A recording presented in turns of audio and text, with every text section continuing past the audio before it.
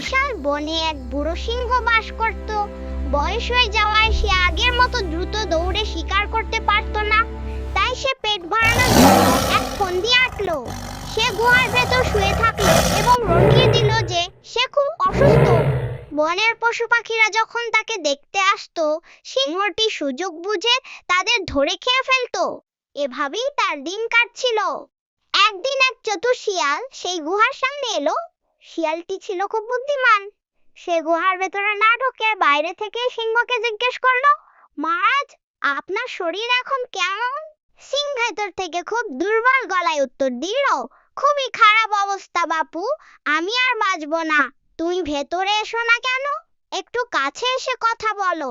শিয়াল গুহার ভেতরে না ঢুকে খুব মনোযোগ দিয়ে মাটির দিকে তাকালো। সে দেখলো অনেক পশু পাখির পায়ের ছাপ গুহার ভেতরের দিকে গেছে, কিন্তু একটি ছাপও গুহা থেকে বেরিয়ে আসার দিকে নেই। শিয়াল মুচকি হেসে বলল, মহারাজ, আমাকে ক্ষমা করবেন।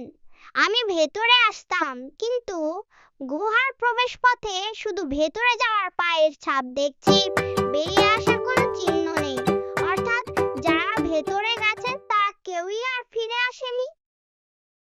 এই বলে শিয়ালটি নিজের প্রাণ বাঁচাতে দ্রুত সেখান থেকে চম্পট দিল। সিংহটি তার বোকামির জন্য আফসোস করতে লাগলো, কারণ তার ফন্দি ধরা পড়ে গেছে।